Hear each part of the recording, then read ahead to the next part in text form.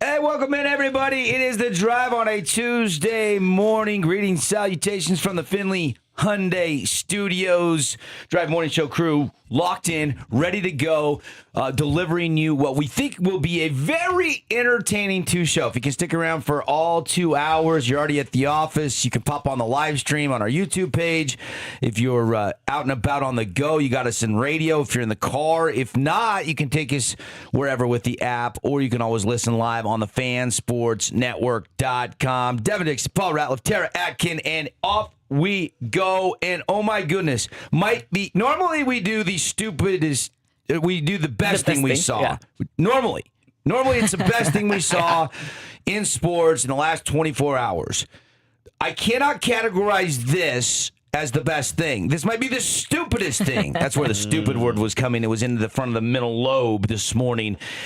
Sam Darnold and the Seattle Seahawks. One of the stories that, kind of is getting a little bit of pub. I know Boomer Esiason picked it up. I want you to listen to Boomer explain this, and then I want you to try to make sense of this. And then Paulie and I and Tara are going to try to find a solution for this. I don't know if there is one. It's California. But here is Boomer Esiason yesterday talking about the jock tax and the duty tax of the good old state of California. For winning the Super Bowl, the winning team, each player gets $178,000. In other words, the Super Bowl isn't a part of their salary. And because the game was played in California, and California has a jock tax, and they look at duty days, so each team spends 7 days in the state of California. So those are 7 duty days, and they pierce your regular salary at 3.5%. So he has to pay, when you take in account he got the $178,000 plus his overall salary, he has to pay the state of California for spending 7 days there $249,000. That's just so stupid. But it ends up costing him $71,000 to go play in California. Now, if I'm the NFLPA, now you got to remember, it's probably even more than that, because since he's in Seattle, he's playing against San Francisco 49ers. So that's another day he's there.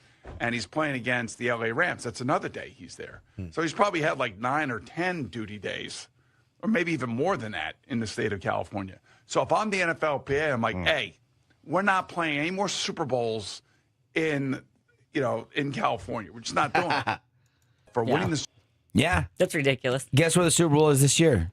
Or next year? Rams. Yeah, SoFi Stadium. Yeah. Holy smokes. There was a Stanford economics professor, and he was breaking down this jock tax. Yeah. And with Darnold winning, he had to pay he loses $71,000, like Boomer said. If he would have lost the game, Wow. Yeah. he would have only got $103,000, and he still would have had to pay $235,000 in taxes, losing $135K. Yes. So he would have had to pay way more if he lost the game. I mean, I guess California, you win with stupid rules like this. The jock tax, who don't leave in the state but play their games there. Duty days. Works out for the younger players. How have I never heard of this until now? Never heard of it either. Drake May has a low base salary and no allocatable bonus compensation.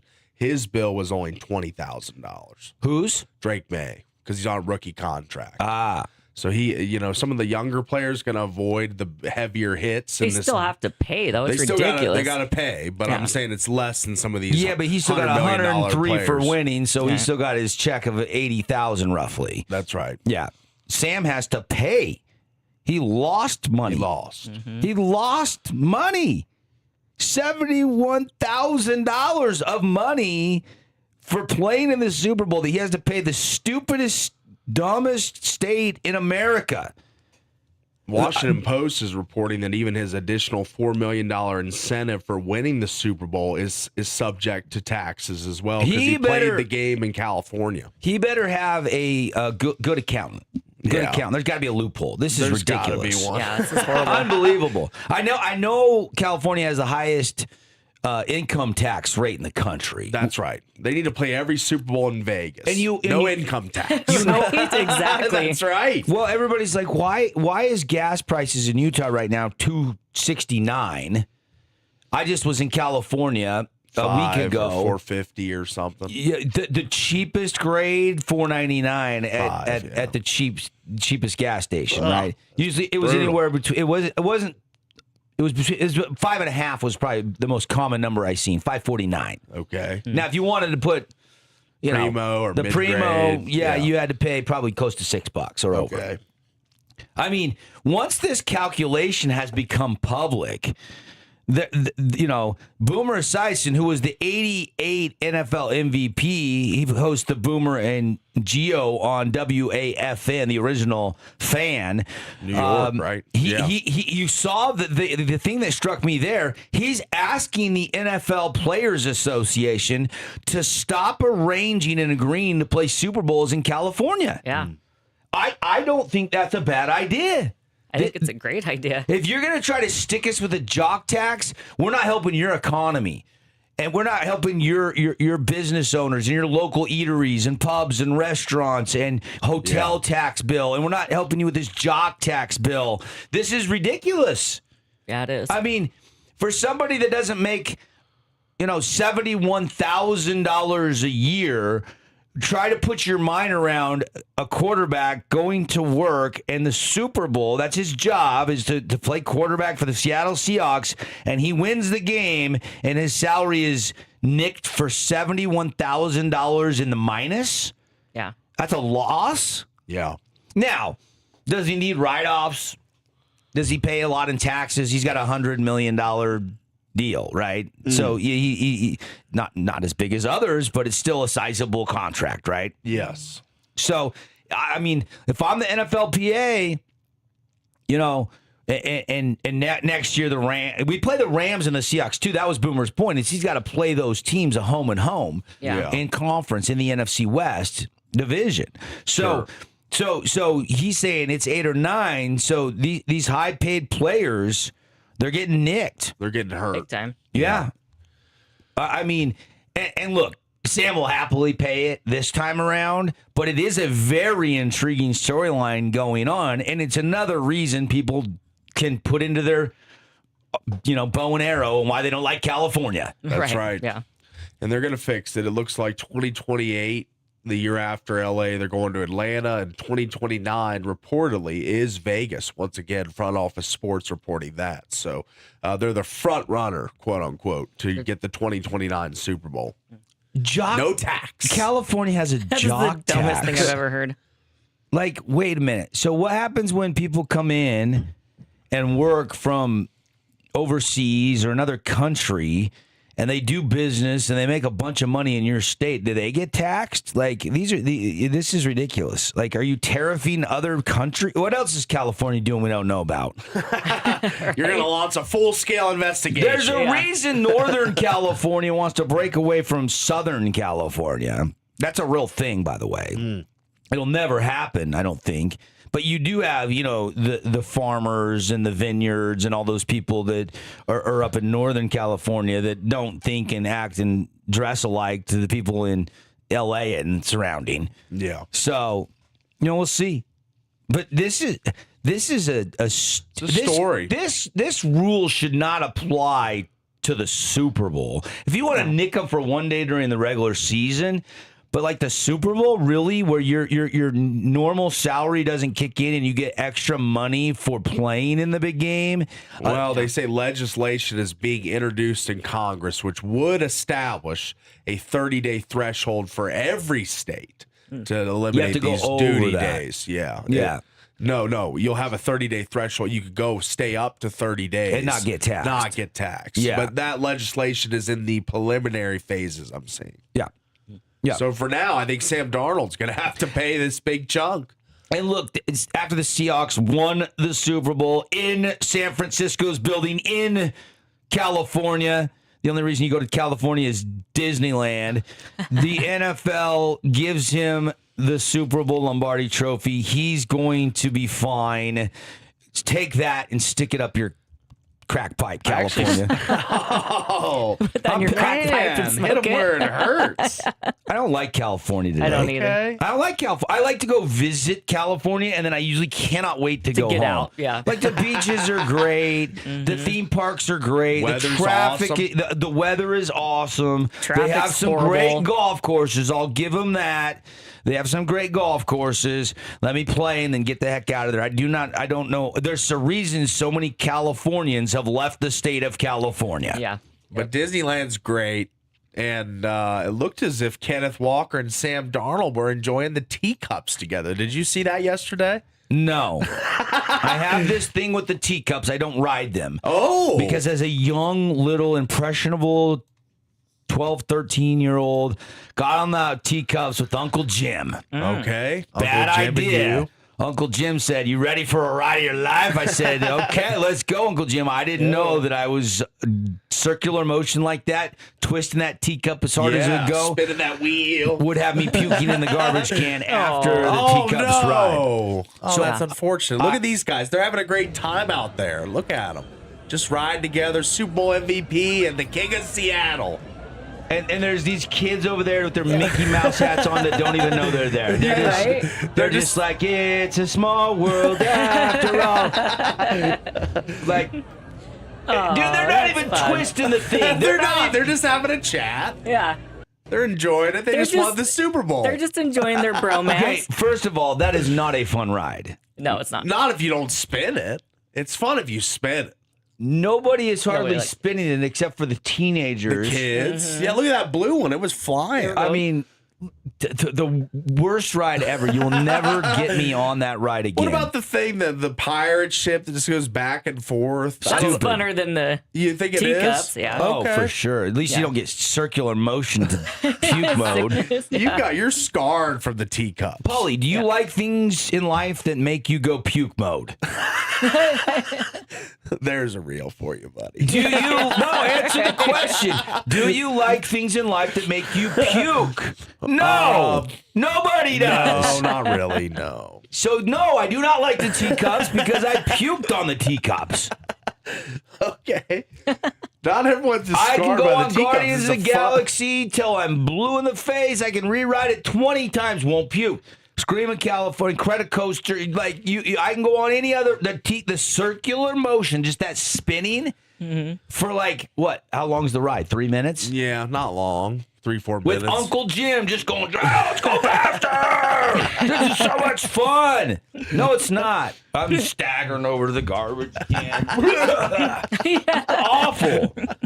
Awful. Oh, boy. The only thing worse than I'd rather pay $71,000 in taxes if I'm Sam Darnold than get on the teacups and go with Uncle Jim. Well, he did both, so. Yeah, but he wasn't spinning. He wasn't spinning. I could handle that. Yeah. But then you get somebody that starts grabbing Wants that to wheel, grab and then that you wheel. end Yeah. up in a wrestling match. Okay? getting thrown out of the teacup. Yeah. You're spinning it too much. Get out. Yeah. What should our impression of Sam Darnold be now? Paul, you have been so critical of quarterbacks that can't win in the postseason. Yes. Lamar Jackson, Josh Allen, the list goes on and on. You've been very critical. The only guy you haven't criticized, I think, is Patrick Mahomes. Everybody been else in the avoiding league, you criticism. have given a lot of beef to because if they can't win in the postseason, you don't believe What in do you play the whole season for, is what I always say. You play 18 weeks, 17 games, and then you go all the way through the playoffs So now what just is to come your- out with so- nothing. so- I just think you gotta So where does Sam Darnold sit in your Pantheon? He's Yep. high. He's high now. You believe in him? I'm a believer now. He's only 28 years old. He exercised the demons after not throwing up on himself in any playoff game, which he did for Didn't turn last the year. ball over the entire playoffs. That's right, and that was impressive. That was the what was the word? The I don't even know the word for it. The pseudo Sam Darnold. I think that no one expected that Sam Darnold to come. Maybe Seahawk fans. I think a lot of the national media, a lot of the people, a lot of the storylines was, when is this guy going to have the game that loses the Seahawks this playoff run? You know, I think that everyone was waiting for the other shoe to drop. Even Seattle fans were just trying to convince themselves that he wasn't going to have that game because all the Viking fans, all saying, "Oh, we won 14 games last year," and then he blew it for us. I feel good for him. I really feel really good for Sam Darnold. I think that being the first quarterback to win in that draft class is impressive. I don't think you're alone. I think a lot of people that didn't have a dog in the fight have enjoyed seeing his journey. Yeah. He gets the dreaded news that he's drafted number 2 overall by the Jets. Yeah. And then you go sit there and you see ghosts for 3 seasons, and they ship you out to Carolina, give up on you. They don't have the right people in place to develop you at that time. Yeah. So they ship you to California, his home state. He's a San Clemente boy. And he gets to learn under Shanahan. And there was probably moments there, and there was some reports that, like, San Francisco, this guy's tearing it up in practice. He can play. He just needed the right spot and the right coaching. I think that was the turning point in his career. Yeah. Was getting that one season in California. He only started 1 game that season. Yeah. And I think he lost it. Purdy was out Yeah. And then he went to Minnesota. We know the script there. Justin Jefferson has a big season. Look at Justin Jefferson's season this year without Sam Darnold. Yeah, Look at Jordan Addison's season this year without Sam Darnold. The stats are not even comparable. Yeah. And then look at this year with Seattle, Super Bowl champs, Jackson Smith and Jigba leads the NFL in receiving yards. And Sam Darnold, I think he has to be thought of differently now. To look at Darnold's contract, to think that the Seahawks got him for a relative bargain, you got to be, if you're a Vikings fan, you got to be pissed at the organization that they had a lot of faith in JJ, misguided faith. From what we saw from JJ last year, he was objectively awful in a lot of games. Like not even completing like a pass over 15 yards. The only reason Green Bay fans, Bears fans, they were cheering for Seattle was because it made the Vikings look bad. Yes. On a Monday morning that Sam Darnold wins the Super Bowl. And then where would the Vikings be with Darnold? Like, they decided, I heard it came down to Darnold. They offered the same money, the Vikings and the Seahawks. $100 million.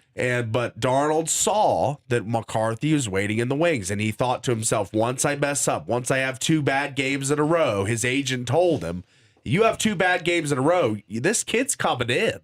You're not long for the Vikings. So he made the right decision, and it proved to be the right decision by winning the Super Bowl, by having the best season of his career. I mean, it's just an amazing story, honestly, for Sam Darnold. Got to feel bad for him about this jock tax, though. Oh, my goodness. I saw that story, and I could not believe it. It was on a group text, a bunch of guys. I didn't see that it had been out until somebody scooped it and sent it to all of us, and I'm just like, oh, my gosh, I didn't even know that was a thing. I didn't even know that existed. But right. I'm with Boomer on the California jock tax. Like, if they're going to nickel and dime all these guys, why put the Super Bowl in California? And it's going to be there 2 years in a row. So they got to get this fixed before next Super Bowl, don't they? Because Seattle's going to be in it again. That's right. They'll be right back. Sam Darnold can't lose 70. I mean, he's already one of the lower paid starting quarterbacks in the NFL. Take out the rookies. Yeah. $33 million. What's Lamar getting? $75 million this year? His cap hits like 75, but I don't know what the the annual average more than value. Sam Darnold. It's more significantly than 33, more. Yes. Kyler Murray makes more than Sam Darnold. Correct. Yeah. Like, when you get a quarterback on a $33 million deal, that is a team-friendly deal. It is. And then you win the Super Bowl and you got him for 2 more years under that contract. Like, it is not crazy talk to start thinking about this team is not going away. This is very exciting for Seahawk fans to look at the next 2 seasons. Yes, there's some unrestricted free agents, Kenneth Walker, Kobe Bryant. There's some big names there. There might be a cap casualty. Somebody might get waived or cut, but the core is going to be there. Yeah. A lot of people think Cooper Kupp could be a cap casualty. I hope not. I hope John Snyder and the brass there. I hope Jody Allen will just say, you know what, let's go over the threshold. Who cares? Let's pay. I'm selling the team anyway. Yeah. I have to. It's in the will and trust. That's John's wishes. Or Paul's wishes. And look, when this new ownership gets in, I have one wish. What's that? Well, I wish 2. I wish I could buy and be part of the ownership group. 2, just let John run the show. You buy the team and stay the hell out of John Snyder's way. Yeah. Because he's a wizard. You don't you sign him for a lifetime deal and you say, John, just keep doing what you're doing. We got no problems. We bought the team because we're invested in you. Yeah. And you just don't be that dabbling owner like we've have in certain markets in the NFL that can't get out of their own way. Yeah. And you know the markets I'm talking about. Sure. yeah. Oh, it's still good on a Tuesday. Coffee tastes great. Super Bowl champs, even if Sam Darnold. Now, he did caveat, I will tell you this. In his contract, his agent did negotiate if he won the Super Bowl, he got $1 million bonus. And there was some other playoff bonus money. So don't feel too bad for Sam Darnold this morning. But California, pull your head out. Jock tax, ridiculous. We got to take a break. We're off and running. It's The Drive. We're fired up. It's only Tuesday. We got a lot on the high school playoff games tonight. We got a double dip for you. We're going to be streaming both games. Cedar at Snow Canyon. Desert Hills hosting Judge Memorial. We've got a bunch to get to with that. We'll continue to break down the brackets and get you ready for tip-off. BYU in action tonight. They are in desperate need of a win. We'll get to that. Clint Kubiak to the Raiders. Tara's fired up about that. Yeah. We've got, hopefully, a visit from a Region 9 coach today, and so much more. It's The Drive. You're locked and loaded. Stay with us. Back after a message from our great local partners inside the Finley Hyundai Studios.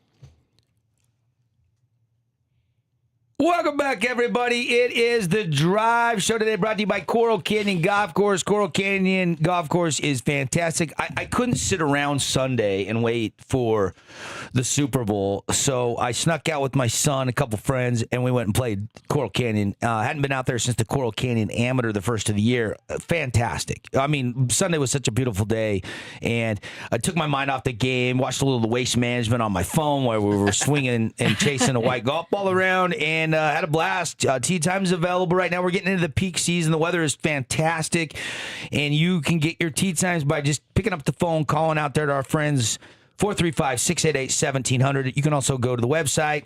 You can book your teams right online. Get those tee times today. Coral Canyon, it's fantastic. Proud sponsor of the Drive. We've got the 4A State Basketball Championships beginning tonight. First round home site games. So these are out in southern Utah tonight. And we got a doubleheader for you this evening. Yeah, Now, absolutely. it is true we've got a lot of teams with a bye. Hurricane has a bye. Dixie has a bye. And we're going to get into Dixie and this Colin Simmons situation in a second. If you haven't heard about that, you're going to want to hear this. Yes. Free Colin. Free Colin. Hashtag free Colin. Of course, Crimson has a bye and Pineview as well. So we have all these teams with byes, but there are 3 of our Region 9 teams playing tonight, and one is head-to-head. The head-to-head game features the 9-seed Snow Canyon against the 24-seed Cedar. You can watch this game on our YouTube page. Links will be up on the fansportsnetwork.com. We'll also send the feed up to kslsports.com, so you'll be able to watch this game tonight. Coach Ryan Ball, young second-year coach, just getting it done over there. You know, if they beat Hurricane in the regular season finale, they are not playing. They would have got a bye. Instead, the Tigers move up a spot from 7 to 6, and they get the bye with a gritty road win for H-Town. Cedar goes winless in the regular season. Yeah. And, you know, barring some hot shooting performance, Snow Canyon's probably at least a 10-plus favorite at home, at least. I would assume a bigger favorite, but as you look at Cedar's results in region, it was a tough year for Cedar, but they had some closer games. They had a 3-point loss, 54-51 to Desert Hills. That was a game where they had a lead quite a bit in that game too, if I remember correctly. That's right. Played Crimson really tight at Cedar, only lost by 10. And then against Pineview at home, they lost by 5. Yeah. So they played some of the top of Region 9 but tough. If you remember that game, Jelani Ojegba sprained his ankle and did not return. Sure. And a little bit of a luxury there for Pat Amico to not have to rush him back out there to rest that ankle, knowing you've got the postseason bye and a game, and you had a full week plus to rest that tweaked ankle. Looking for some silver linings for Cedar. They got Tyroli. I mean, he could have a big night tonight. He averages almost 18 points to 17.7. They'll need him to go off. They'll need a few other guys, some of the supporting cast, Owen Ryan, Benson Tippett. They're going to need some contributions up and down the lineup to win this game against Snow Canyon. But are they stacked against it? Absolutely. But like you always say, expect the unexpected. Things can happen. Crazier things have happened. So we'll see what happens. But I would lean Snow Canyon, of course. This is the interesting angle on this matchup, and it's probably not the popular thought process. But if I'm a Cedar Red, I've got a chance in the playoffs, and I went 0 in region. I'm going. First of all, there's a large contingent of people that would say, what are we doing here? This is not a playoff team. Why are we taking an 0-12 team? There's only 3 teams that didn't get into the 4A state bracket. Yeah. 3. Mm-hmm. Okay, you're taking the top 24. There's 27 4A basketball teams. Mm-hmm. Okay, so 3 teams are off to spring sports. They're getting ready to throw the shot put, or they're getting ready for the baseball season. Desert Peak, the new school up in Tooele, they went 1-22. Overall. Tooele, 5-18. What's going on with the water in Tooele? Why is the 2 schools in Tooele struggling so bad in basketball? Did they all move somewhere else? What is going on up there? I don't know. Good question. And then Park City. The Miners. Park City has always been. Now there's a new school opening in Park City. The growth up there has been substantial. You have still Wasatch High School. Then you have, the Summit schools up there. So you do have the talent spread out just a little bit. Park City has always been good at wrestling and football, but they've never really been a great basketball program. Okay? Everybody, and Park City won 5 games and Tooele won 5 games, but yet because Cedar played and won a couple tougher games and the teams that they played had a better strength of schedule, even though they went 3-20, they get the final berth. If you are a parent of Cedar High School, if you are an athlete at Cedar High School, how are you approaching this game? Let it fly. Happy to be here. Like, it is what it is. No, nothing to lose. I'm glad we got the opportunity. Or are you like, man, we had a bad year. I just wish we could go get ready for spring sports. Well, I think this is the one time where everyone's got the green light. You just let it go. Coach Monks is a good coach. He is a good coach. I've known Coach Monks for a long time. Yeah. This really surprised me because even though Cedar went 0-4 in region, I feel like they have a better roster this year.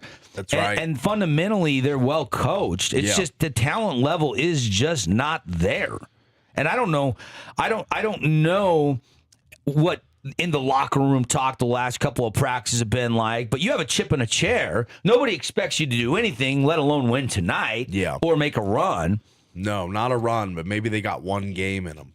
That's what you got to hope if you're Cedar. You just got to hope that the three-point shooters are hot. You're getting offensive rebounds. You're doing all the things to steal possessions. Like, you just got to play a perfect game, I think, on the road in the playoffs against a team that's really been playing their best basketball as of late in Snow Canyon. So, I would put the percentage chance at the upset happening at probably less than 30%. For Coach Ryan Ball and the Warriors, the 9 seed, you end up, 6-6 in region play? Yeah. You're right there at 500. You were 6-5, trying to get to 7-5, and then you dropped that game at the Jungle. How are you approaching this game? Because you are a single-digit seed. Even though you're playing at home. Sometimes it's nice to play and not have a big layoff, and you keep the momentum going. You don't have to think about that loss from last Friday very long. Reggie Mackey's had an incredible season. Isaiah Thompson is coming along as a nice big man. You've had good guard play on certain nights pretty consistently. I feel like this is probably the team that plays start to finish as hard as anybody in 4A in the state. And they've shown that they can beat people. Not the most talent in the state, but they play as hard as anybody in the state. Had a road win at her, can also beat Crimson, 2 of the top teams in Region 9. Yes. So they've shown the ability to beat some good teams. They had a 4 out of 5 stretch where they beat Hurricane, lost to Pineview, beat Crimson, beat Cedar, beat Desert Hills. So this team's very capable of going on a run in the state tournament. Best time to do it. Only thing going against them, their last 3 games of the season, lost to Dixie, lost to Crimson, lost to Hurricane. So they're not as hot as of now, but they have shown earlier in the season they are very capable of bottling it up and doing it. I think you said something really interesting the other day, too. You do have some winners on this Cedar team, part of that football state championship team. Kelling. Everett Kelling, who's going to go play at a D3 Christian school back east and continue playing quarterback. And then you have Tippett. Those are the 2 football guys. Tippett gets 24 minutes a game. Kelling plays on average 19 minutes a game.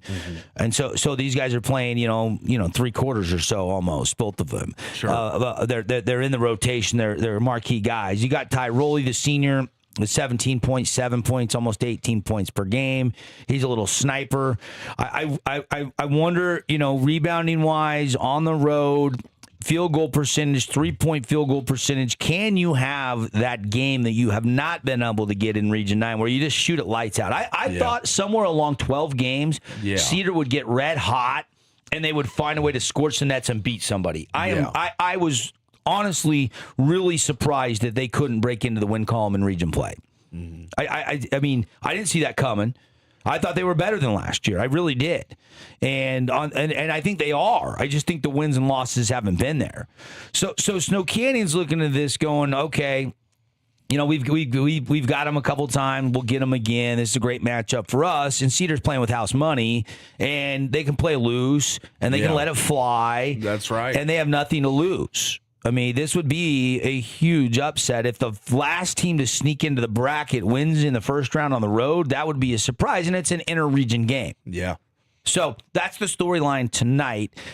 I think Reggie Mackey and company probably too much. I can't. There's a script to be written if Cedar wins, but everything would have to fall into place based on what we've seen. I would agree. You are who you are at this point in the year. Yeah. And a lot of people don't change a lot of stuff. And I don't know, does Coach Monk say, let's try something completely, do something we haven't done? I mean, does he just continue to, put guys in a position to get open shots? I don't know how you can just flip the script here after 20 losses this season and go on the road and beat a Snow Canteen that, like you said, has had some big wins. They have had a lot of big wins, so that's the thing. They've shown their ability to punch above their weight class a little bit. So I should be excited for this one tonight. It should be a good game. How about the job Coach Ryan Ball is doing? This young coaching fraternity that's infiltrated Region 9, Coach Stoughton Hurricane, Coach Amico at Pineview, Coach Ball, Coach Murdoch. These are all new coaches. They're all in their second or third year of coaching in Region 9. Okay, then you have Coach Roberts, who's been around, and Coach Allred, who's been around, and you do have some veteran coaches in the region. Coach Monks has been around for a couple years. He took over right after their Cedar State championship. I think it was 5 years ago. I mean, we're 5 years removed from Cedar winning a state championship. Yeah, out in Richfield. That's awesome. They beat Desert Hills. Yeah, they went through a Region 9 moment. team. That was the controversial one with Mason Landick getting a later suspension after he played the semifinal game. They decided to come back and suspend him for the first half of the championship game. There was a bunch of stuff going on. Coach Esplin was the head coach for Cedar that season, and then he stepped aside, and Coach Monks has took over ever since. So, I mean, look, a lot of ways you could spin this game. Snow Canyon going to be favored at home. They're a 13-win team. Cedar's a 3-win team. Sure. They went 500 in region, and Cedar went 0-for. But look, you play the game 10 times, Snow Canyon would win 9 out of 10, but you're playing the game once. That's right. And that's the mentality playoff. Cedar has to have going into this game, is we've got a chip and a chair in the dance, in the tournament. The other game tonight is we flip over to Desert Hills High School. This is, well, and before I do that, really quickly, leaders for Snow Canyon. I had this pulled up. I was going to tell you. Reggie Mackey averaging 19.3 points per game. Paulie, she's one of my favorite in the region. That is now second in Region 9 behind Brigham Kemp. Yeah. Yep. Okay, he's got more than Ojagba, more than Lindquist and Murdoch at Crimson. Yeah. He's got more than Netta at Desert Hills on average. He's got more than Collins Simmons slightly. Collins third in the region, Jelani's fourth in scoring.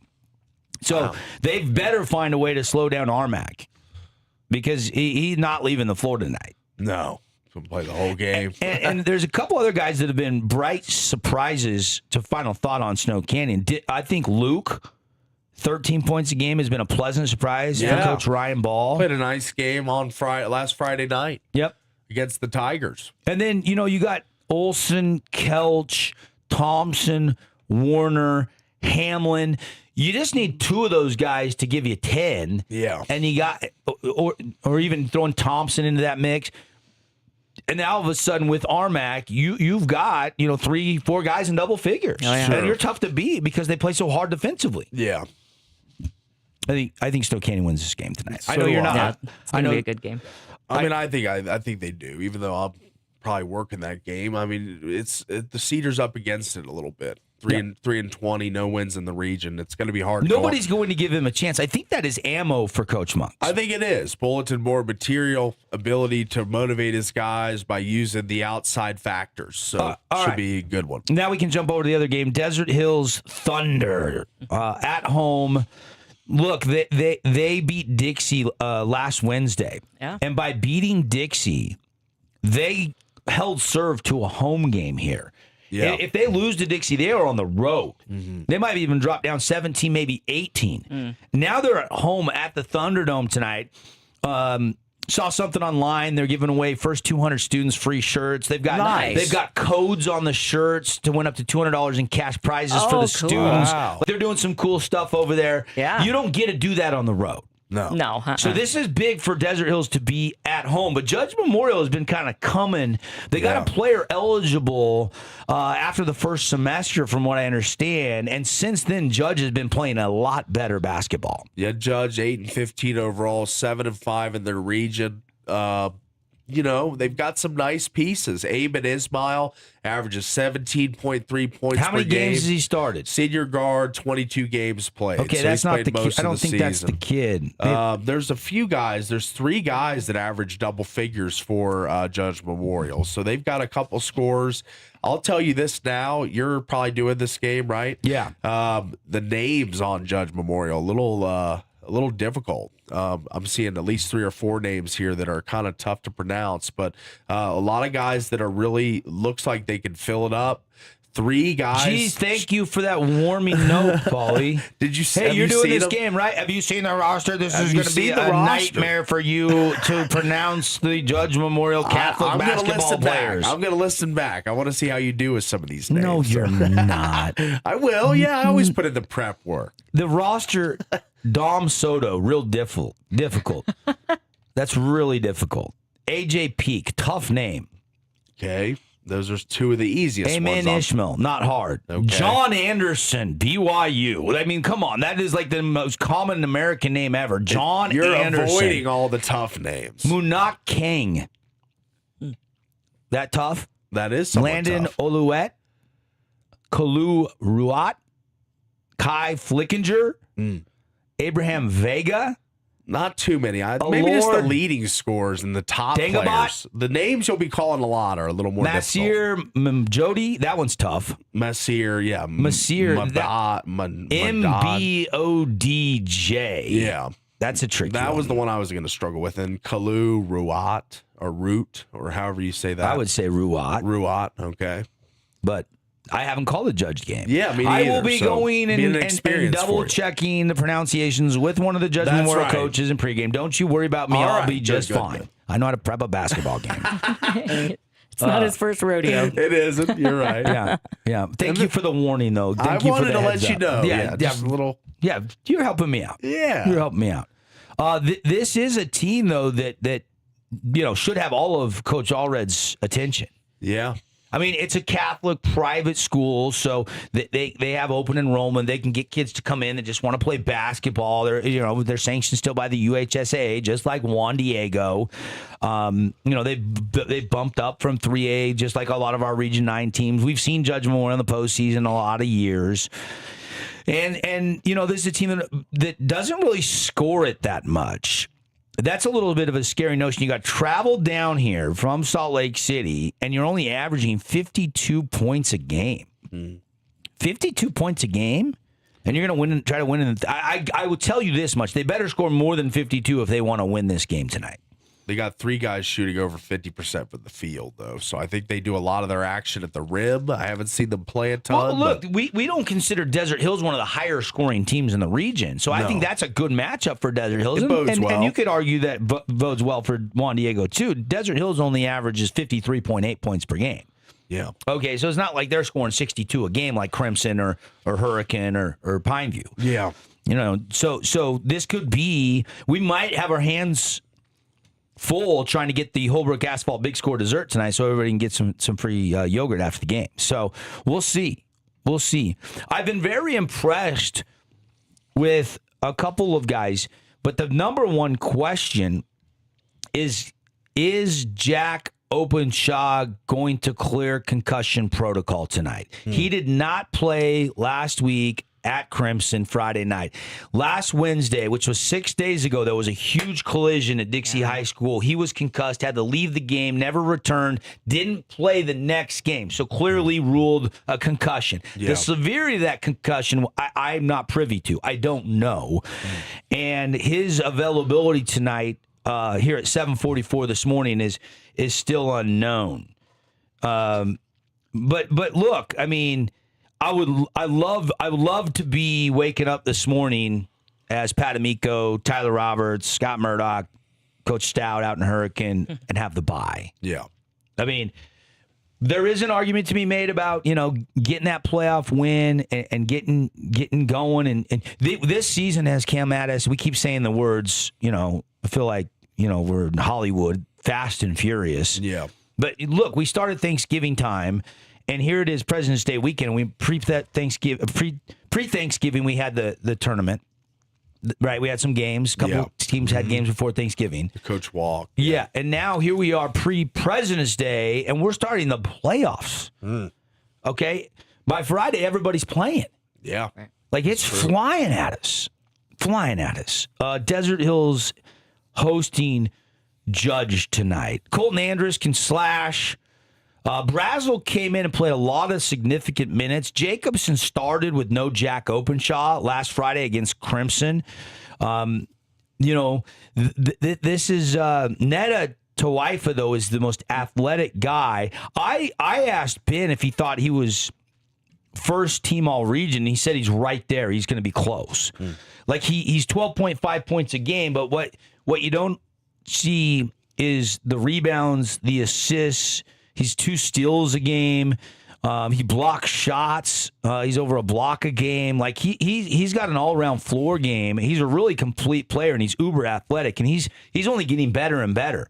I don't know if this kid's a next-level basketball player or football player. I don't know what his passion is, but, man, he's pretty good at both. They didn't use him enough in the football season from the tight end position, I didn't think, last year. Probably a mistake. But on the basketball court, he's getting plenty of shine. Yeah. So 2 games tonight. We'll be streaming them both on the fansportsnetwork.com. Like and subscribe to our YouTube page. Just search the Fan Sports Network on YouTube. And we are off to the postseason, Region 9 style, and we will be following our local teams. We have already decided on Friday we will be doing the Pineview game and the Crimson game. We're going with our 2 highest seeds. They were the 2-3, the 3 seed. Yeah. We can't go as wide as we'd like on Friday. We also got Utah Tech Thursday and Saturday. Huge homestand for the Blazers this week. It's a very busy week for us on the Fan Sports Network. Games tonight, Thursday night, Friday night, and Saturday night. The only off night is Wednesday night. All right, got to take a break.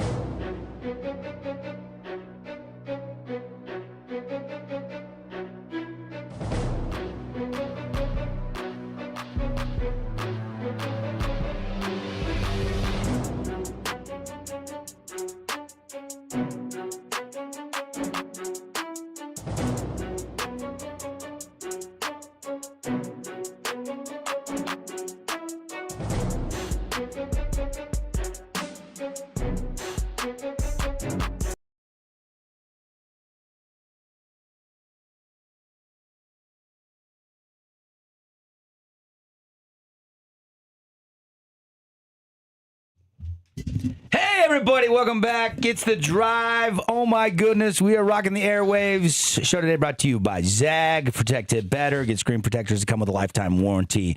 Rolling through the show today, we still got a ton to get to.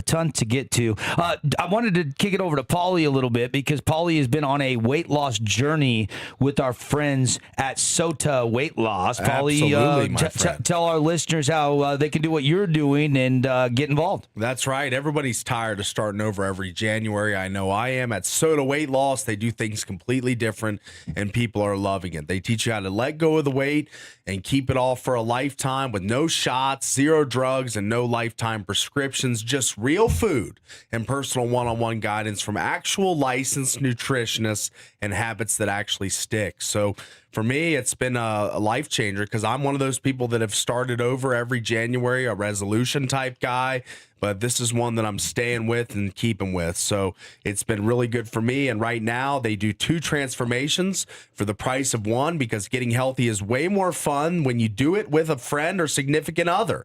Thousands of real people are already doing this. Nearly 9,000 Google reviews can't be wrong. So join us for a short time to have results that last a long time.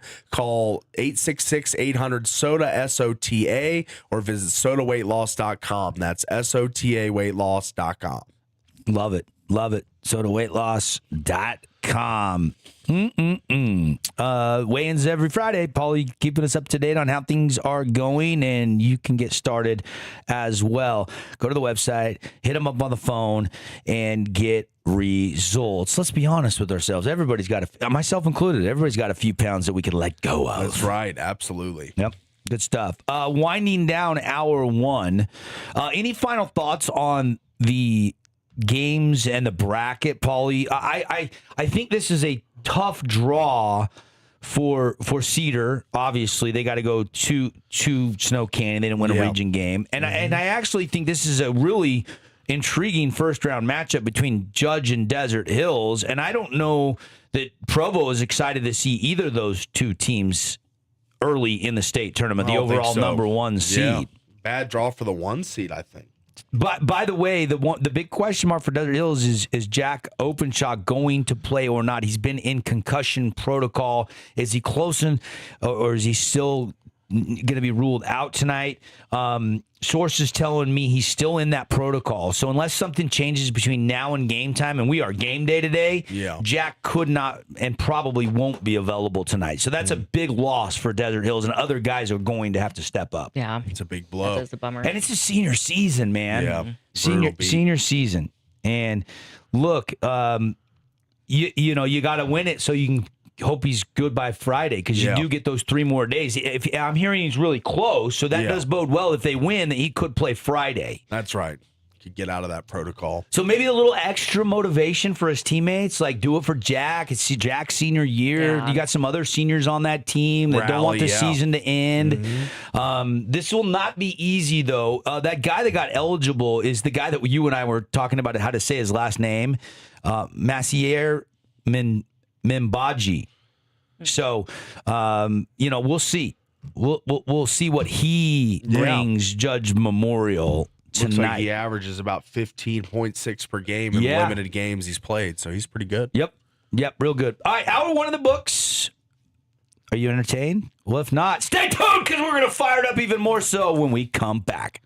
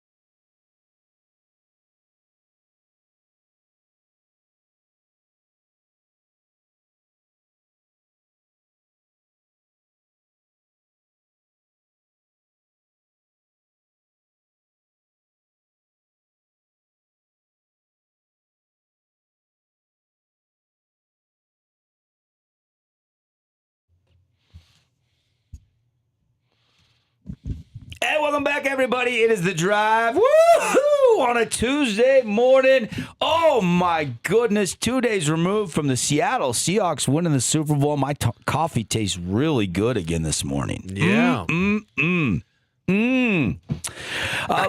We've got to get to what's trending, and it's brought to you today by our friends at Prime IV. Oh, my gosh. Paulie, last year I went down to Prime IV and did a Valentine's Day couples retreat. Me and my wife went to Prime IV, and we absolutely loved it. We'd never done something like that for Valentine's Day, where it's like you go spend some time, you do something different. You know, if you don't have a reservation yet for Valentine's Day, you probably better start thinking about it, or you're going to be waiting 2-3 hours to get a table somewhere. Although there are some pretty cool options for that, which I can tell you later. But look, do something different. Here's the idea. Go see our friends at Prime IV. I did it last year. I loved it. I might go do it again this year. We had so much fun. It's the couples retreat. You get 2 Passion IVs. You sit back, you relax. There's 0 gravity massaging chairs, lots of different settings. Those things are spectacular. You get the curated blend of vitamins, and you get it all for $250. And this Valentine's Day, it's not a gift. Do something you'll enjoy. They'll make you both feel better. Choose presents, choose connection, choose how to feel, and choose Prime IV. They also have the Try It Special, which is a romance peptide that's in a little strip that you put in your mouth. They have the Passion Injection, which is L-arginine and taurine. That's only $45. If you want to see all their specials, go to PrimeIVSTG.com. Tell them the guys and gals on the Fan Sports Network sent you, because Tara probably loves Prime IV as much as you and I do, Paulie. She does. Probably more Maybe than more. anybody. I think I go more than anybody. Have you and Trev done the couples retreat yet? No. Oh, would that be a good gift if Trev said, hey, we're going to go do this? You'd like that, right? Yeah. Of course. See? Yeah. Take it for the lady in the room. PrimeIVSTG.com. All right, let's get into what's trending, and let's get to our top 8 stories.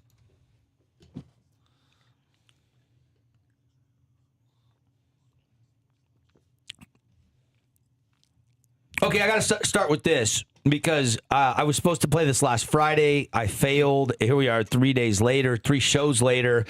Last week was signing day. And this is a little bit old news. You might have saw this by now, but I still wanted to play this because I caught up with 3 Crimson Cliffs football players. Not a huge Region 9 football class signing this offseason. Yeah. In fact, I don't think there was a lot of signing days at a lot of the high schools. This is one of the only ones that I even heard of.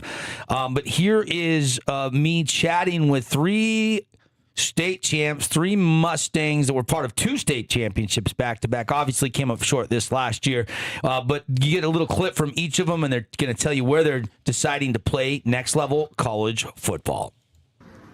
Here with some Mustang football players. Very fun day. Signing day today here at Crimson Cliffs High School. I got Jackson, Gavin, and Van with me. And Jackson, let's start with you. Tell everybody about the recruiting process. Tell everybody where you're going and how excited you are. Yeah, well, I committed to SVU, and I'm really excited. I can't wait to go be a Knight and see what they have out there. So, yeah.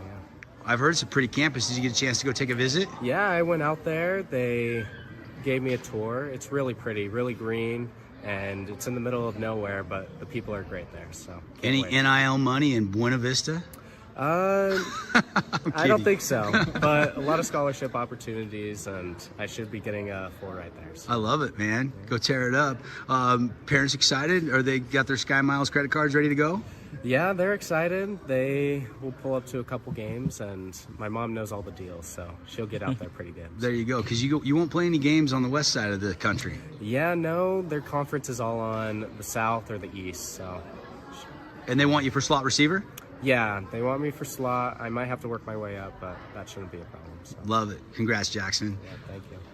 Let's go to Gav. We got to go up a little bit here for Gav. Staying at home, buddy. Is mom excited to keep delivering those home-cooked meals pregame?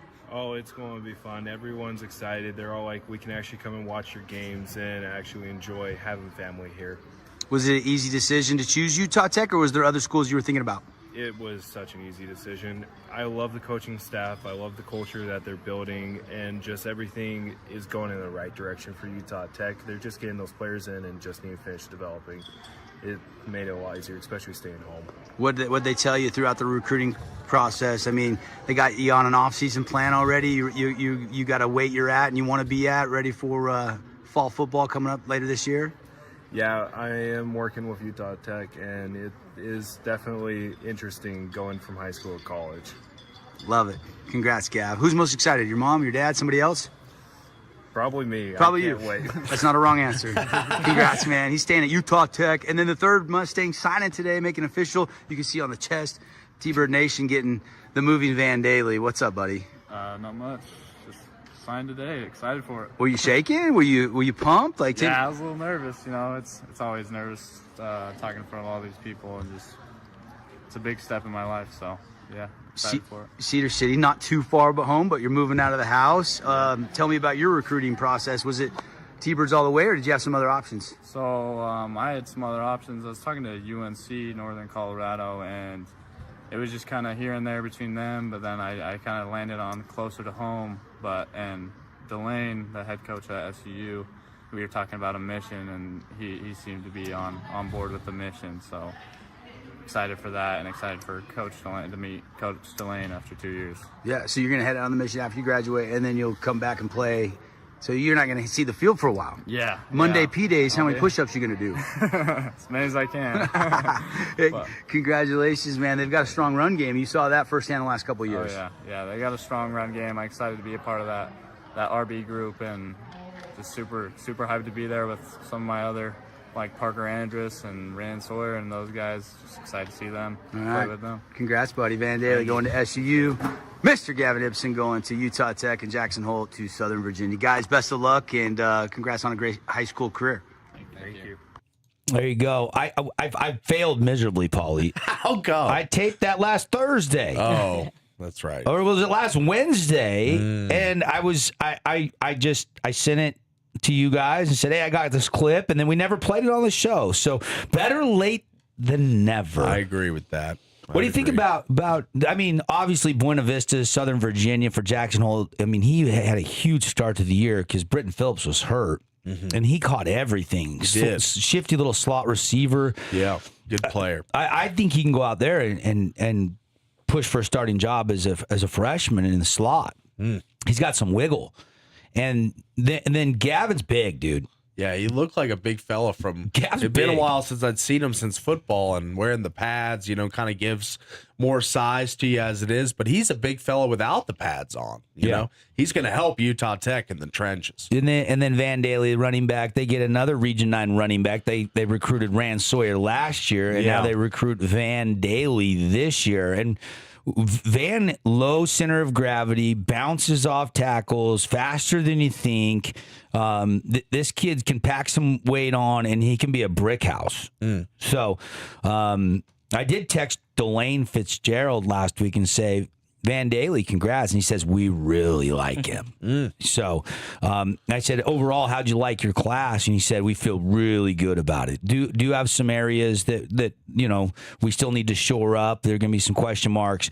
But he really liked his recruiting class. A lot of junior college guys, a lot of transfers in the portal. You're not filling your recruiting class up with as many freshmen anymore. A lot of the younger guys are having to go to the junior college route, just because they need more tape and time, because there's guys that are bigger and older and stronger that are taking their spots where the incoming freshmen normally would land. Yep. It's changed. Recruiting's changed for high school kids. The landscape has changed dramatically. I mean, if you're good enough, they're still going to find you. Yeah. It might just take you a year or two playing somewhere else. I mean, you look at the rosters nowadays, just pick a college football roster. Most of the kids have 2 or 3 schools already listed on them, on the roster, that they've already been to. You don't see a lot of St. George, Utah freshmen on the roster. You'll see a few, but not a lot. All right. The other big local story that's making headlines was Colin Simmons last Friday night was called for a technical foul on a dunk. And we want to show it to, and you can hear it. This is from Fly Fam TV, our good buddy Ryan Forsey, who hosts the afternoon show over on our news talk station. He's been doing all the Dixie games on Fly Fam TV this year if we're not at the game. And so this is the first of 2 dunks. Both of them got technical fouls. Give it a watch, give it a listen, and we'll discuss it. They're playing Cedar last Friday night. 10 seconds. Beckstrom's going to drive. Gives it to Simmons for the 2-hand flush. Okay, he got teed. Yeah. He did. I mean, his momentum is swinging him. The swing is what they got him for. As an athletic dunker, you want to hang on the rim long enough to swing back to square so you can drop to the floor and not fall. Like if you're dunking and your momentum's carrying you to the rim is the great equalizer. It squares you back up. Yeah. Did you think that was worthy of a technical foul? Play it again, Tara, for our viewers on YouTube and for Paulie. I want your honest instant. Have you seen this? You've seen this. I've 10 seen seconds. this. Beckstrom's going to drive. Gives it to Simmons for the 2-hand flush. Yeah, in college, when you do the swing, it's a technical. Yeah. That is not a big swing. Well, Okay. He hung on it a little bit. I can see what the official's seeing, but the second one is not, And then there's a second dunk There's a second one. that he got teed up on, and that comes with an ejection, 2 technical fouls, in that Dixie went over Cedar. And the rule in Utah with the UHSAA is if you get 2 technical fouls and you're ejected, you cannot play in the next game. You are suspended for 1 game. I was wondering what the rule is for the swinging and the exaggeration on the rim. I assume it's pretty. First of all, I disagree with you. I don't think the first one should have been a technical. Why are we penalizing athletic high school players here for dunking? Do it. Show it again. Like this is the. Do you want to see the other one? Yeah, this is the second one. This is the second dunk. They came like bang bang. Yeah. Okay. Here is the one that got another technical foul for our viewers. Quickly up the floor to Holbrooks. Alley-oop from Simmons. That one was more flagrant than the first one. Maybe that one. Man, I don't know. That one on the alley-oop, right? Yeah. So that's what I'm talking about. His momentum is taking him to the rim, so he swings back to square up so he can land flat-footed. I don't think either one are a technical. The first one, okay. It's the first one. But then once you've given him one, you're going to give him another one moments later. I think the second one isn't as bad. The first one is the first. The first one, he didn't have any forward momentum. He kind of just swung. Yeah. The alley oop when he's going that fast, he's going forward, so he's kind of got to swing back to square up like you're saying. Yeah. But the first one down the baseline, he's got his own momentum. He's not trying to catch a lob. He just kind of swings a little bit here. Well, we played them backwards in chronological order. The alley-oop was the first one that got the tee. Okay. The second one was the next one. I don't got the agree ejection. with the alley-oop one because he's going. The pass is leading him. He's going so fast down the court. And most people I've talked to are opposite of you. They thought the first alley-oop one was the bad and one. then so.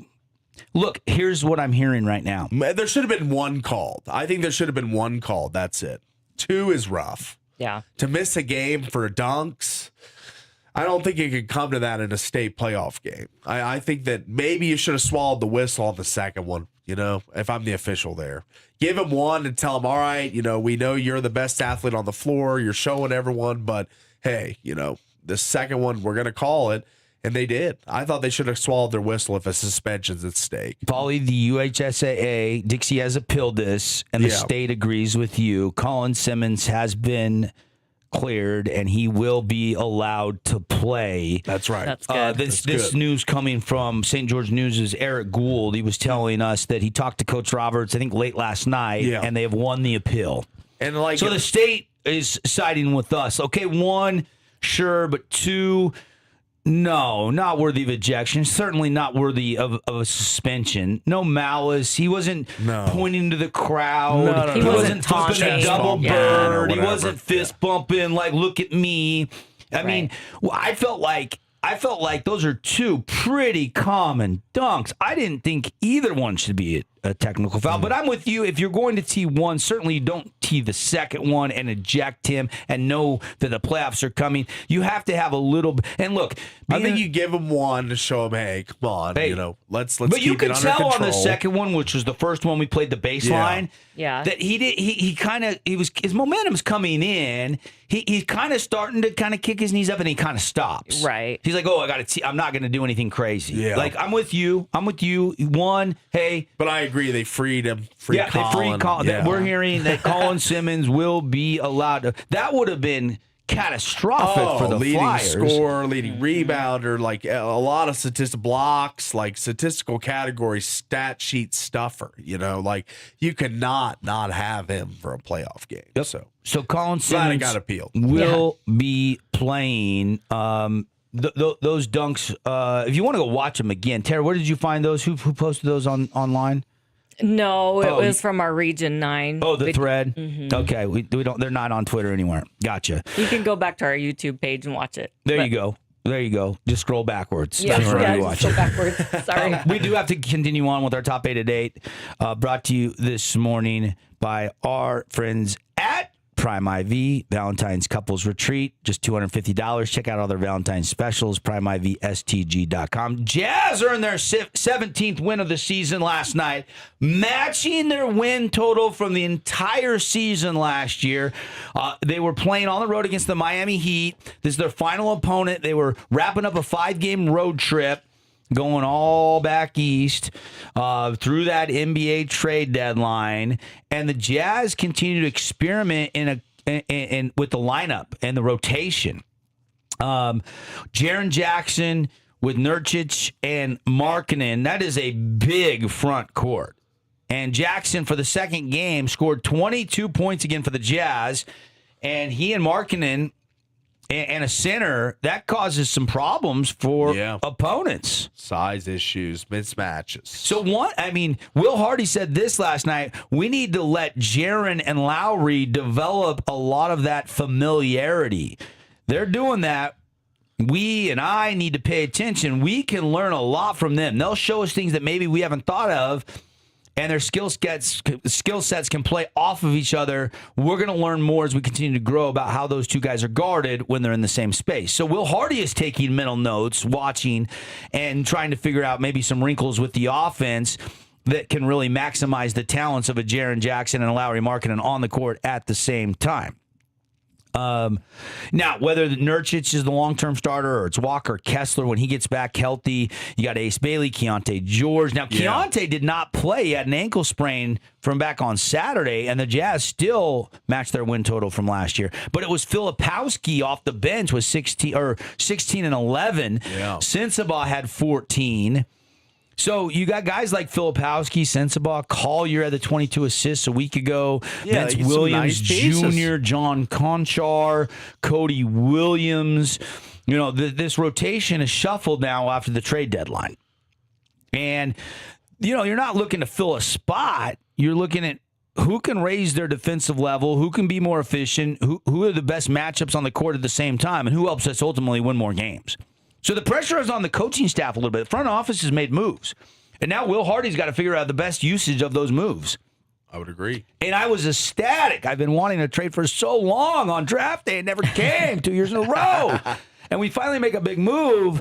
And maybe this will fast track what has been an otherwise, in my opinion, too slow of a rebuild. I know it takes time, but other than Keontae and moments from other guys, there's been no consistent, signs of superstardom other than Keontae George. I'm taking out the veterans. Yeah. I'm looking at the young guys, the Sensabaugh, the Taylor Hendricks, who's now been shipped, the Cody Williams, who was a high draft pick, obviously Ace Bailey. You still believe in Ace Bailey? I do. I'm a believer in Ace. I still think he needs some time. It's slow. It's a little bit of a slow progress. Burn. Yeah, it is a little bit of a slow Which burn. scares me a little bit that he hasn't had a couple monster performances. He had some good performances, but not any monster performances yet. I agree. Yeah, there hasn't been any 35-point game. Correct. Or, pop game where you're just like, wow, there he is. And there has been with VJ Edgecombe. There has been Cooper Flagg. With Cooper Flagg. There has What about the a kid? lot. What about the kid,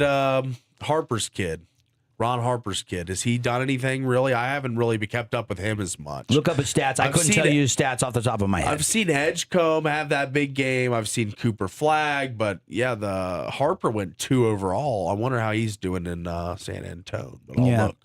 I saw the highlights the other night. It looked like Stephen Castle was putting on a clinic. He had a 40-plus good game. I think he had a 40-point triple-double. Yeah. Harper averages 10.7 points. So average, more than Ace. Good rookie stats: 3.3 rebounds, 3.5 assists. So he's playing pretty good for a 2 overall pick. Yeah. Well, the team in San Antonio is having more success than the team in Utah right now too. I would think so. Here's the thing with Ace Bailey. How many games has he had impact that have helped you get wins? You've only had 17 wins, and how many has he directly really been a difference maker in? Maybe 2? Yeah. That's the scary notion for me. And that's why he's still a work in progress in TBD. His success to be determined. Other couple quick headlines. No Peterson for Kansas. He was supposed to play, but he was ruled out with some flu-like symptoms. Yeah. At least that's what we're told. Yeah, he's had a lot of issues this year. Cramps, but an ankle injury, the flu-like symptoms. But KU still, at Fog Allen, raucous environment, still hands Arizona their first loss of the season last night. Yeah, What a game. Crazy. What a game. She's got the crowd pop from the end of the game. Oh, listen hang to how loud this place sounds. Whenever they're in, I think this is like the last 4 or 5 minutes of the game. This is Kansas is up. They're trying to maintain. Or no, this is pregame. I'm sorry. This is a different Tommy one. Lloyd said this place is just different. After playing there last year, he said Fog Allen's just different. It's tough. That's right. I mean, that looks a lot like what I saw in the Marriott Center against Arizona. I think it's better than the Marriott Center. Yeah, I don't know. I don't see much difference. The only difference I see is the Marriott Center is bigger. Sits more people. One is said to be one of the toughest places to play in the country. The student in every single section list, and one is just the Marriott Center. Number one. No, Fog Allen is always Cameron Indoor. Fog Allen always I the saw number a guy 2. put out, and he's been traveling around. I know. We played that on the show. I mean, it doesn't mean it's better there than are Fog people. Allen. The point is, there are people that think the Marriott Center is as good as Fog Allen. You disagree with that? I disagree. When was the last time you went at the Marriott Center? Never. You've never been there. Thank you. I rest my point. I've never been to Fog Allen either, but I just heard. I've heard everybody. Just there. They are really similar. Really similar. Well, I don't think you've ever been to Fog Allen. I have not. All right. I have not. No. I'm going to type in toughest college basketball environments. And you're taking somebody else's word for it because I've never been to Fog Allen and you haven't been to the Marriott This Center. is ranked I by don't think the you've been to Fog Allen either. Andy Katz. You trust him? Do you trust Andy Katz? CBS Insider? Andy's great. All right, so we'll go with his top 10. Number 1, Allen Fieldhouse, Kansas. I win. Where's the Marriott Center? 2, Cameron Indoor. 3, Mackey Arena, Purdue. Number 4, St. John's, MSG. Number 5, Hilton Coliseum for Iowa State. Number 6, Bud Walton Arena, Arkansas. Number 7, the Breslin Center, Michigan State. Number 8, the Pitt, New Mexico. Number 9, McHale Center, Arizona. And number 10, Texas Tech. No, I don't buy Andy Katz. Oh, you don't? Okay. Was that list done this year? This list was done. Because this year is different with the Bonza. It probably is. They get a nice bump. This list was done. I'm talking this year. September 30th, 2025. It was done last year. Before the season. Entering the season. See, I don't buy that list because that's an old list. See, you're pulling up a list that puts your team number 1. I see what you did every there. list you ever look at is going to have my team number 1. That is so dirty. You pull a list before the college basketball season. I'm not talking about last year. I'm talking about this year. We need a current list. We need a list as of February 10th. That's what we played on the show the other day. A guy that had been to all these arenas this year. Yeah. Andy Katz has not been to all those arenas this year. He hasn't been to all of them this year, but That he's was- been that around was from for like last he's year. been in the game for like 20 years. Judge, please disregard everything Paulie just said that is not admissible in the Strike it. courtroom. It is stricken from the court records. Jury, We do not. don't use this element enough. We need her to be the tiebreaker, Tara. This year, I was just at the Marriott Center. The pregame looked crazier than it looked in that video you just showed me. I'm just going off my eyeball test live versus video. It's not a true comparison. I'd like to see decibel level comparison. When BYU was coming back, I don't know. I've never seen a starting lineup where they drop a sheet from on top of the Jumbotron and they do the whole projector is the whole length of the ceiling to the court. The Marriott Center pregame was electric. I bet. The student sections go to the top of 4 sections, and they seat 20,000 people. How many does Fog Allen seat, Paulie? Look it up. I'll look it up. And try to find a current capacity, not one from the Stone Age, if you can. My goodness. All right, so I got another list. I'm just trying to spread it wide here so we don't just go with one list. This is from 107.5 The Fan. Looks like they are East in. Coast bias. I'm trying to find. No, that's not a DC 106.7 The Fan. The one in Texas? I'm talking a different fan. I'm trying to find their city. It looks like it's in Indy. They're the affiliate of the Colts, Pacers, Indiana Hoosiers. Oh, goodness. So here we go. Purdue's going to be number 1. Indiana basketball. They love their hoops in Indiana. Number 1 arena. Did beat Oregon Toughest last night. 15 to play at. Guess who number 1 is? Fog Allen. It is. It is. Yeah, it's tough. 94.3% home winning percentage since 2005. Yeah. And holds the record for the loudest indoor roar, 130.4 decibels. I rest my case. Okay, but we don't have a decibel level for the Marriott Center. So This how year. can you even compare I'm it? talking this year. Yeah. What date is that list from? We're going with the dates on all these lists Well, that you're prove you pulling out. wrong. You have to source. You have to have the most recent information. Because to be I agree. accurate. February 8th, 2026. This is even newer. Okay. Okay. This was what, 2 days ago? Yes. Okay. And where's the Marriott Center on that list? All right. Where is this the is top 15. So if they're not on this list, then we put your argument to bed. Cameron Indoor, number 2. Hilton Coliseum, number 3. Rupp Arena, number 4. Mackey Arena, number 5. Breslin Center, number 6. MacArthur Athletic Arena, Gonzaga, Ooh, number 7. McKinnell. Number 8, the Dean Smith Center. Number 9, Assembly Hall for Indiana. Number 10, the Carrier Dome, Syracuse. Number 11, the Pit, New Mexico. Number 12, Pauley Pavilion, UCLA. Oh, come Number on. 13, Bud Walton Arena, Arkansas. We're running out of teams. The Palestra for Penn. And number 15, you slide in just at the very end of the list. You did this The intentionally. Marriott Center. At You the had- capacity of 17,978, the Marriott Center is a massive venue that energizes the Cougars, one of the largest crowds in the country. The elevation of Provo adds to the difficulty for visiting his teams as they deal with the altitude. I mean, come on, man. Come on, man. It's huge. It's a big barn. Come I'll on. admit That's that. 15? That's 15? That's crazy.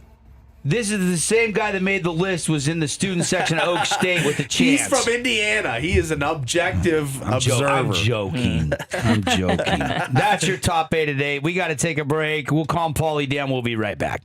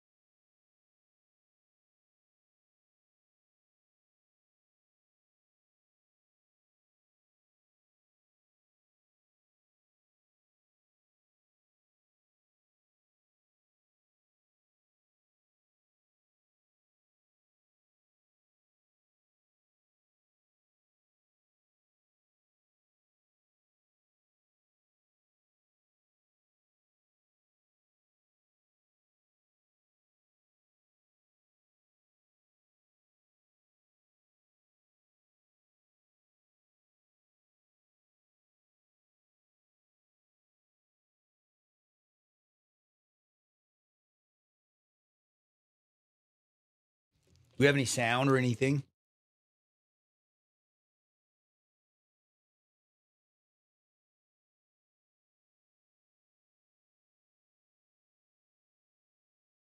Buddy. We are back, buddy. You ready, buddy? I'm ready.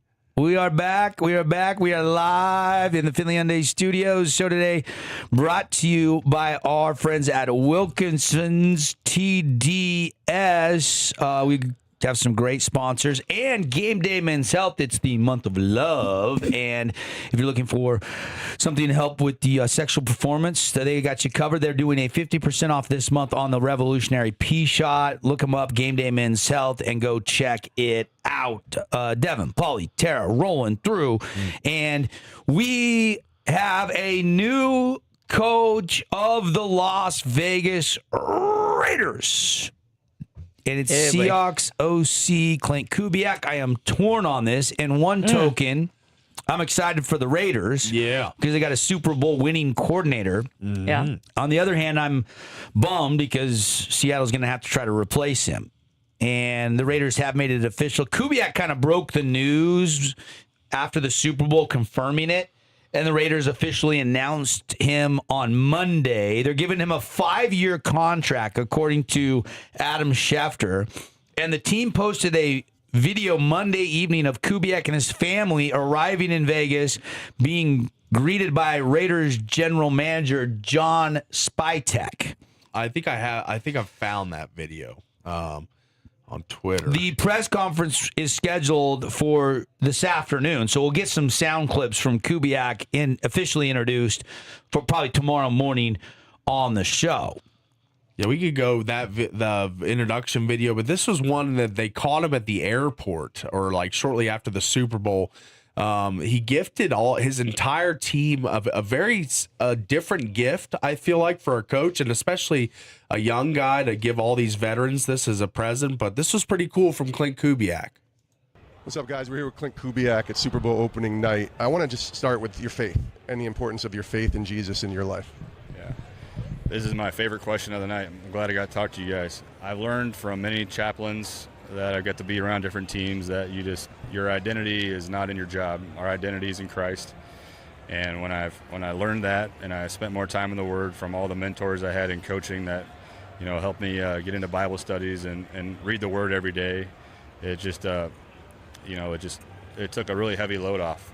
Just knowing that, I'm a child of God, and football is something that I do, but trying to be a good father and be a faithful husband is way more important than any of that. Little birdie told me that there was a gift that went to all the players and coaches, which was a Bible. Why was that important to do that? Yeah, because that's the most important thing. That's I don't know who told you that. They totally are in trouble right now. But well, you got a lot of coaches and players on your team, so I can't out who it was. But no, it's just you're trying to find Christmas gifts for guys every year to show them that you love them, and what better gift than that? Very thoughtful. Yeah, that was going to the Super Bowl in the airport? That was opening night. Opening night. The opening night of the Super Bowl. My fault. Okay. So he had probably already known he's going to be the Raiders guy. Son of former Denver Broncos coach Gary Kubiak. Raiders' 5th coach since 2021.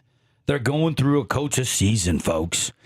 They're going to give him a 5-year deal. In Santa Clara after the Super Bowl, he said, y'all know I'm going to Las Vegas, and I'm fired up about it. That was the quote from Kubiak. He's passing on the parade scheduled for tomorrow in Seattle. He's in Vegas already getting to work. Yeah, they showed the video of the plane landing. They've got a really cool, the Las Vegas Raiders official account said, "Welcome to the nation, coach." And they've got a really cool video, just kind of a hype video for the Raiders and Clint Kubiak coming up, trying to show his beginnings with the Raiders. So this is a pretty cool video, too, about 40 seconds. Whoever's the best coach for the Las Vegas Raiders is who we're going to hire. We're looking for someone to build this the right way. Breaking news from the NFL, the Las Vegas Raiders intend to hire Seahawks offensive coordinator Clint Kubiak as their next head coach. Clint Kubiak going to the Las Vegas Raiders, and I love the pick. I love the hire. And Kubiak is very good from an offensive football perspective. He has literally spent every breathing moment of his life in the NFL. What he's done with this football team, what he's done with Sam Darnold, we're in the offensive era, quarterback whisperer era. He's going to be inheriting Ashton Genty, Brock Bowers. Other teams should be a little bit nervous for the puzzle pieces that you guys are putting together. What does the future look like as a head coach in this league for you? Because it's going to happen. You guys know I'm going to Las Vegas, so I'm fired up about it. Pretty good video from the Raiders. Yeah. Well, they got to hype it. They were terrible. And they got a lot of good sound there. And that was a great promo video for Clint Kubiak. Look, I'm torn because I thought Ryan Grubb in the one and done just didn't fit Mike McDonald, but I really liked some of his play calling. It's just we didn't have Sam Darnold throwing the ball there. We didn't. And then when you bring in Kubiak after 1 year with Ryan Grubb, you win the Super Bowl. So I really appreciate what Kubiak do, helping the offense with Sam Darnold. They were third in points, 28.4 points per game. Yeah. They were 8th in total yards, averaging 351 and some change. They were 10th best in the league rushing yards per game, 8th in passing yards, 13th in offensive efficiency, and 15th in EPA. So you talk about the defense and Mike McDonald's defense, and sure, the defense wins championships. I've been saying that for years and years and years. Paulie doesn't believe me on that, but you look at a third of the Super Bowl champs, and they're all the number one defense, and the Super Bowl champs this year had an incredible defense, except against the Rams. And the Rams were probably sick to their stomach Monday because they had 500-something yards and still lost to the Seahawks, and then 400-something yards and still lost to the Seahawks. 2 of the final 8 games of the season they played head-to-head. But I had to rub that in. Sorry, Rams fans. They're getting someone special. He knows the game. He's a good coach. Jackson Smith and Jigba said, I was honored to play with him this year. Just for him to get to know me, get to know what I was like as a player in person, is something special and something I don't take for granted. So best of luck to him. We're going to miss him. He gave them all Bibles, Paulie. NFL players could be like, Coach gave me a Bible. Yeah. And they throw it in their dresser drawer. But some might take it. You know what? And use it. Yeah. This was working for Kubiak. I like the man he is. He set a good example. Maybe I'm going to read this. And maybe there's players on the team that never read that. That's a little bit of that missionary work or in Utah type of mentality, which I think is awesome. That is cool. I think it's awesome. Faith, and that's awesome. And you hear a lot of people, thank God, but how many of them really mean it? It feels genuine with Clint Kubiak. I mean, if you really want to spread the word and like he's doing, giving every single player a Bible, and like you say, like some will probably put it away or give it to someone or put it in storage, but there'll be others that'll take it and be like, this is something I've never seen before. I've never read this before. So he's opening eyes of players, and he's obviously a man of faith. So I like the hire for the Raiders. He just feels like an upright guy. Seems like a good leader. Seems like a guy with good moral fiber. I like this guy. Of all the hires so far in the NFL in this coaching carousel this offseason, where do you rank this one? Like, you got Harbaugh to the Giants. You got Kubiak to the Raiders. I'm not going to go through them all, but you've got all these new faces in new places. Yeah. As far as moving the needle and pegging it with the RPM meter revved up and fired up, where does this needle move on the Raiders hire compared to the other coaches hired in this cycle? Yeah, I mean, you've got Stefanski, who's been a coach of the year. You've got Harbaugh, who's been a coach of the year. But I still feel like Clint Kubiak, I love the unknown in sports. I'm a big fan of the unknown. Like, we've seen what Harbaugh can do. We've seen what Stefanski can do. Clint Kubiak could be the best coach in NFL history. We don't know yet because it's unknown, and we'll see what he can do. But I'm excited for his future. Tara, you're off your Patriots bandwagon for the weekend. And she doesn't have her little sticker on anymore. Yeah. I'm excited about it. I'm excited to see what he can do with Mendoza and Genty and get this offensive charged and going, and I think it'll be a good fit. No question they have to take Mendoza. Yeah. There's no doubt. Have to take especially Fernando. Since Dante Moore's going back. Yeah, it's true. Raiders went 3-14 last season. Yeah. Fire Pete Carroll. Isn't it crazy that Kubiak goes to Seattle, wins the Super Bowl post Pete Carroll, and then he replaces Pete Carroll in Las Vegas? Interesting. Yeah. But he does have toys to play with, Brock Bowers and Ashton Genty. They do have the top pick. They need a receiver bad. First Jack they've got that second round 33rd pick, right? Yeah. Yeah. I mean, if you go Mendoza, you can always trade. A lot of things you can do. They have a lot of leverage and should be pretty exciting for Kubiak. With an offensive guy, you got to be excited to go to the Raiders. They got some young, talented, offensive potential superstars. Bowers put up the greatest rookie season for a tight end ever. So, yeah, I think he should be excited. Spytech hosted him at the airport. There's a little video circulating online. Kubiak, son gets off the plane first. He's got the Raiders jersey on. Here comes dad holding his youngest daughter. His other daughter's right there by his wife. I mean, you heard him talk about, his faith and being a dad. And so, this is going to be interesting. I can't wait. I because he was with the Seahawks and we just won a Super Bowl, I'm really interested in the press conference this afternoon. I'm really interested to see what he says and how it compares to what Carroll said and what, and everybody before him said, all the way back to Gruden. They're 5 coaches in 5 years, and now Kubiak takes over. The Kubiaks are kind of becoming like the Shanahans a little bit with Clint. Obviously, Gary is the elder statesman, the one that kind of made his hay. And now Clint and Clay. Clay's with the 49ers offensive coach. So they've got a lot of, and Clean Kubiak is a Dallas Cowboys scout. So all of his kids in the NFL. Pretty cool. It's a coaching fraternity. It is. And a coaching family. So pretty cool. All right. Got to take a final break.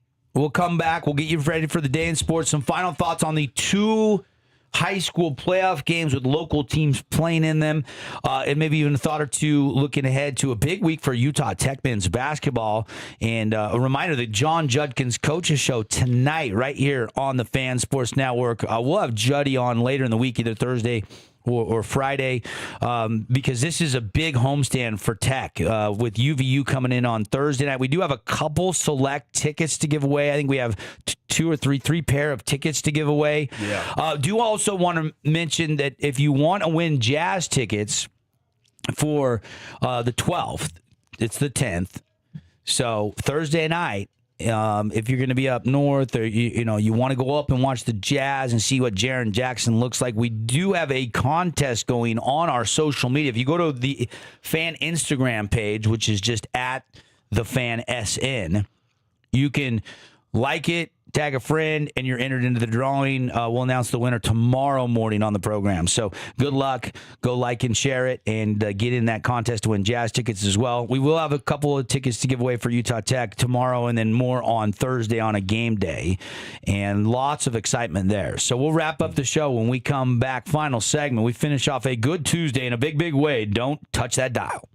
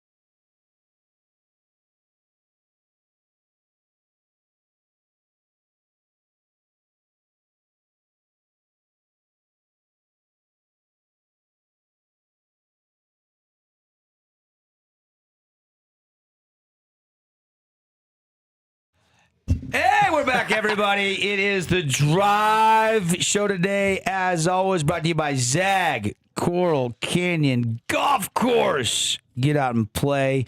Our friends at Prime IV, Soda, Weight Loss, Game Day, Men's Health, Wilkinson's House of Lighting, Finley Hyundai, and, of course, a TDS.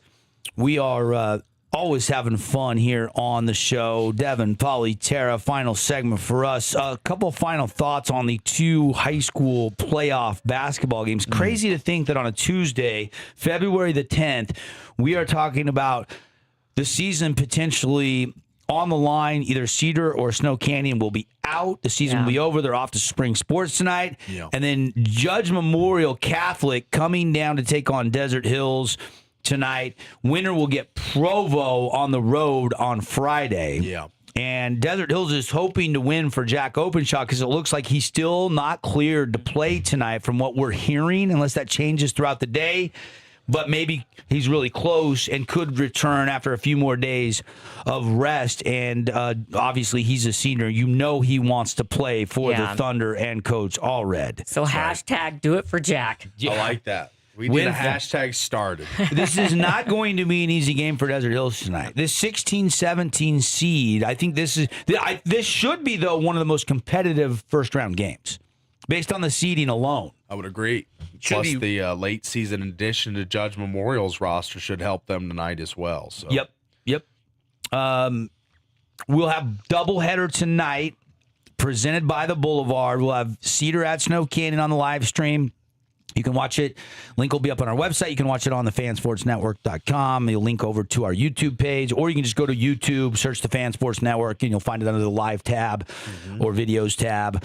And then, of course, we will have the other games simulcast as well, radio and audio. Now, if one game is a blowout, we might do a little wraparound coverage tonight. I like for the playoffs. Yeah. If one game gets out of hand, the other game's coach. On the radio side, we might jump around a little bit, but we'll start with the Desert Hills Judge Memorial game and give you that on radio. But you'll be able to watch both these games. So whichever game you're looking for, you will find it tonight as the playoffs begin in 4A basketball for the boys. All right, we're ready to go. Yeah.